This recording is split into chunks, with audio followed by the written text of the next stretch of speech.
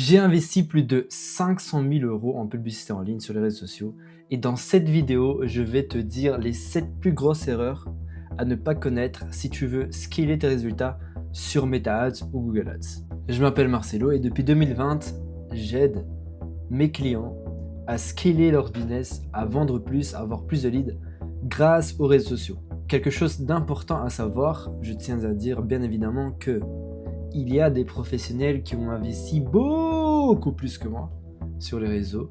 Je suis là pour te partager mon expérience personnelle, les erreurs que j'ai identifiées dans mon parcours et que aujourd'hui sont des leçons essentielles pour n'importe quelle campagne. Si tu veux éviter les erreurs que j'ai faites et apprendre ce qui fonctionne réellement aujourd'hui, alors tu es au bon endroit. Leçon numéro 1. La créa est plus importante que la cible.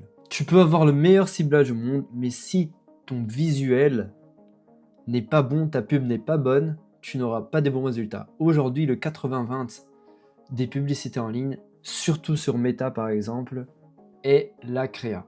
Quand je dis créa, ça peut être une image, une vidéo, un texte. C'est ce qui va attirer l'attention du trafic. Donc voilà, quand tu achètes de la publicité en ligne, tu achètes du trafic. Ce trafic-là, tu lui montres un message. Donc ton message doit être attirant. Si tu n'as pas une bonne créa, 80% de chances que ta campagne sera échouée. Donc il faut vraiment consacrer grosso modo de ton temps à l'élaboration d'une créa qui gère de l'identification avec ton ICP. Donc quand la personne elle sera sur Instagram par exemple et elle voit ta pub, elle dit « Ah, ça part directement avec moi, c'est ça que je veux, c'est la solution que je veux ». Leçon numéro 2, l'offre est plus importante que le funnel. Si ton offre n'est pas irrésistible, tu peux amener tout le trafic du monde, tu peux faire la bonne créa, mais si ton offre n'est pas irrésistible, si ta promesse n'est pas claire, tu n'auras pas des bons résultats. La pub, c'est un amplificateur. Donc, si tu as une offre de merde, tu vas amplifier ta merde. Donc, par exemple, si déjà de base, ton produit ne se vend pas, on va dire, organiquement, c'est pas en achetant de la publicité que tu auras des résultats miracles. Okay, je dis ça parce que j'ai déjà eu des campagnes où je dépensais mon argent, enfin pas mon argent, l'argent du client, et on ne voyait pas les résultats imaginés. Et du coup, je changeais la page, je changeais la créa, je changeais la cible. Et on n'avait toujours pas les bons résultats, mais en fait, on s'est rendu compte que le produit, l'offre, n'était pas irrésistible. On pouvait dépenser des millions, que cela n'allait rien changer. C'est à partir du moment où on a adapté l'offre, on a mieux communiqué avec l'audience, qu'on a commencé à avoir des meilleurs résultats. Leçon numéro 3. Tester et décider rapidement. Les campagnes, elles ne doivent pas traîner. Surtout quand tu mets beaucoup de budget, il faut absolument comprendre que si ça ne marche pas, ça ne sert à rien de laisser tourner avec l'espoir qu'il y aura de la magie, que voilà, l'audience elle va se convaincre que c'est le bon produit. Si en lançant ta publicité, tu vois que ça ne génère rien, ça ne génère pas assez de résultats, et c'est une vidéo, soyons clairs que en fait ça arrive dans la plupart des cas où tu as une petite vidéo pépite, enfin ta vidéo préférée, ta créa préférée, et tu n'as pas envie de la stopper parce que tu l'aimes bien, tu la laisses en ligne, là c'est vraiment brûler ton argent. Par exemple, une campagne que j'ai gérée pour une organisation à but non lucratif, il y avait une vidéo qu'on aimait vraiment, et en fait, cette vidéo, elle ramenait le moins de résultats.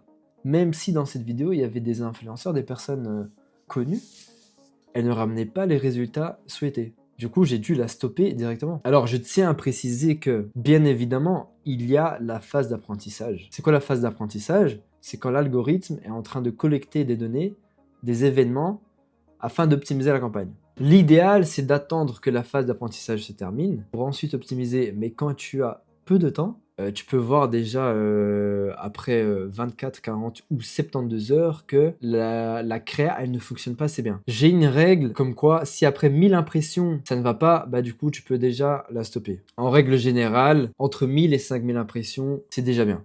Donc ça veut dire que ta publicité, elle a été visionnée entre 1000 et 5000 fois. Si tu n'as aucune conversion,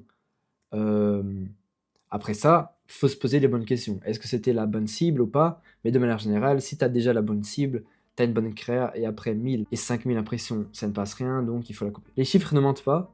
ton intuition, oui. Comme conseil pour cela, c'est de bien établir un KPI, un objectif clair, qui te servira de guide. Exemple, si j'ai 1000 € en budget et je veux 500 leads, donc je suis à 2 € le lead, si la créa, elle me rapporte un lead plus cher que 2 €, je la coupe. Leçon numéro 4. Ne vise pas trop large, ni pas trop précis. Facebook, TikTok, Google Ads, la plupart des plateformes publicitaires veulent du volume et de la data. Cibler trop large, c'est la même chose que dire tu brûles ton budget. Cibler trop précis, tu bloques l'algorithme. Alors, de plus en plus, sur Meta par exemple, le recommandé est de faire une audience large. Ok ?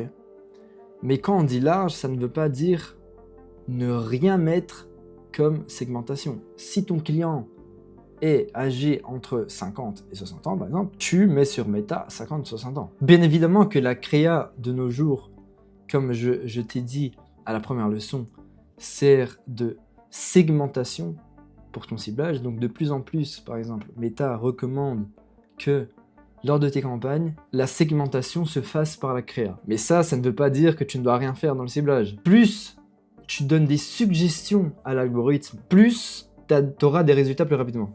Ce que je veux dire par là, c'est que si ton audience cible est entre 30 et 50 ans, tu mets sur Meta entre 30 et 50 ans.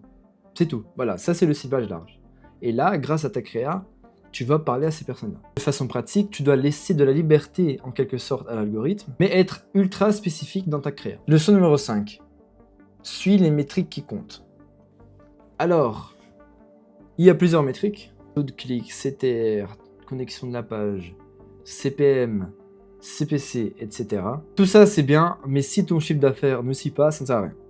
Ce que je veux dire par là, c'est que quand tu crées une campagne sur des plateformes publicitaires, tu as un objectif concret.